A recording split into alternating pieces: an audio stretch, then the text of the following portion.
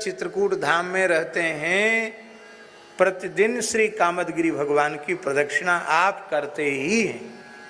संतों की बड़ी कृपा आपको प्राप्त है।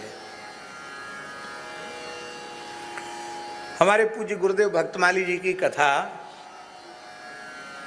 चित्रकूट में हुई है। अब सन मुझे स्मरण में नहीं है, लेकिन शायद 86-87 की बात होनी चाहिए, अनुमान है। आगे पीछे भी सन हो सकती है, लेकिन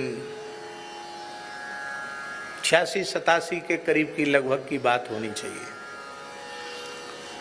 पूज्य पुजारी श्री रामचंद्र दास जी महाराज के आग्रह पर महाराज जी पधारे थे, कथा हुई। उस समय 2 समय की कथाएं होती थी और महाराज जी 8 घंटा बोलते थे। 4 घंटा एक बैठक में, 4 घंटा एक बैठक में। पुजारी जी सामने बैठ के श्रवण करते थे, चित्रकूट के संत श्रवण करते थे। वहीं एक संत चित्रकूट में भजन करने वाले संत ऐसी गुफा बना लेते हैं मिट्टी खोद के, और उसमें रह करके भजन करते। एक बहुत अच्छे संत थे, वो नाम जप की साधना कर रहे थे और सुबह रात्रि को 2 बजे उठते थे वो, और स्नान करके सबसे पहले श्री कामतानाथ जी की जुगल परिक्रमा करते थे, और वहाँ से फिर मंदाकिनी स्नान करके तब अपनी गुफा में आ जाते, और रात तक वो गुफा में ही बैठ के भजन। दिन में कुछ खाते भी नहीं थे। पुजारी जी उनके लिए रोटी रख लेते थे, तो उनकी गुफा के पास रख दिया जाता था, तो रात्रि में 8-9 बजे कुछ टुकड़ा खा के जल पी के फिर विश्राम में चले जाते। ऐसे संत थे महाराज जी। पता चल जाता है महात्मा भजन करते हैं तो भजन की आभा उनके श्रीअंग से प्रकट होने लग जाती। तो महाराज जी की कथा में भी वे उपस्थित नहीं रहे, यद्यपि कथा उनके निकट ही हो रही थी, गुफा उसी परिसर में थी तो सुनाई पड़ता होगा शायद, लेकिन वो कथा में उपस्थित नहीं थे। गर्मी का समय था। महाराज जी चौकी पर लेटे थे, वे संत आए तो महाराज जी के चरण धीरे धीरे दबाने लगे। पुजारी जी ने आकर कहा कि महाराज जी बहुत अच्छे महात्मा हैं और बड़ी ईमानदारी से ये भजन कर रहे हैं, नाम जप कर रहे हैं। पुजारी जी तो कह के चले गए। महाराज जी के चरण धीरे धीरे दबाने लगे। बोले सरकार कुछ जिज्ञासा है? महाराज बोले हाँ जरूर कहिए। महाराज जी बैठ गए, लेटे थे उठ के बैठ गए, हम वहीं थे। उन्होंने बड़े विकल होकर के कहा कि चित्रकूट धाम में निवास तो कर रहे हैं, युगल नाम का जप तो कर रहे हैं, लेकिन कोई अनुभव नहीं हो रहा है। हमें अविश्वास तो नहीं है कि इतने दिन चित्रकूट में रह के ऐसी पद्धति से रह के भजन करे तो भगवान का अनुभव होता है। ऐसा आचार्यों ने कहा है। अश्रद्धा तो नहीं है, लेकिन मेरी पात्रता ही नहीं है। पर महाराज कई बार बड़ी निराशा होती है, कुछ नहीं हो रहा है, किसी लाभ की अनुभूति नहीं हो रही है। उन्होंने अपनी जिज्ञासा रखी और हम सोचते थे कि महाराज जी उनको बड़ी पीठ पर हाथ फेरेंगे और कहेंगे कि नहीं नहीं ठीक है, कोई बात नहीं, हताश निराश मत हो, एक भी नाम व्यर्थ नहीं जाता, लगे रहो, हो जाएगा, ऐसा कुछ कहेंगे। ये हमारे मन में था। और महाराज जी क्या बोले?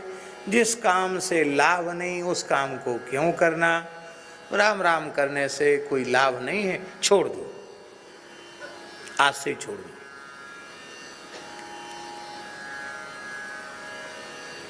बिना किसी भूमिका के, बिना किसी लाग लपेट के महाराज जी ने कहा कि भजन करने से कोई अनुभव नहीं हो रहा, कोई लाभ का अनुभव हो नहीं रहा, तो छोड़ दो, ऐसा काम क्यों करना, छोड़ दो।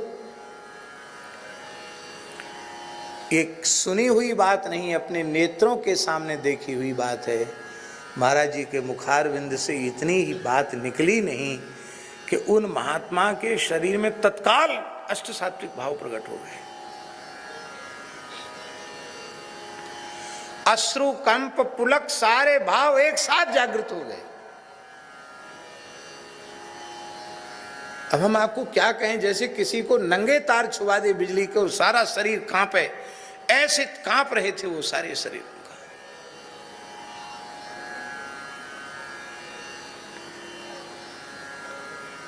करुण क्रंदन करने लगे।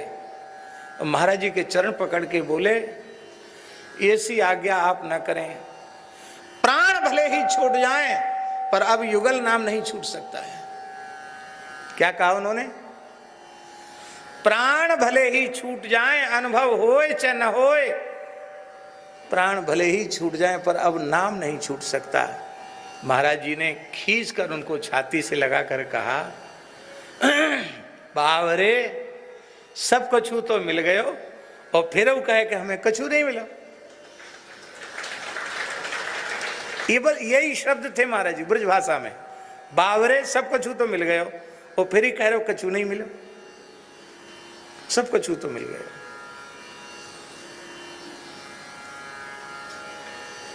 इसका तात्पर्य है कि नाम जप का फल है नाम में अनुराग, नाम में प्रीति। ध्यान में ही बात, यही उपलब्धि है नाम जप की, नाम में प्रेम हो जाना। इससे बड़ा अनुभव कोई है क्या? इससे बड़ा कोई लाभ है क्या?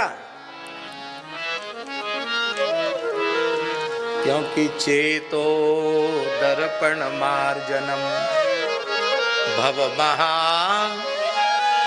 दावाग्नि निर्वापणम श्रेयः कैरव चंद्रिका वितरणम विद्या वधू जीवनम आनंदाम्बुधिवर्धनम प्रतिपदम पूर्णा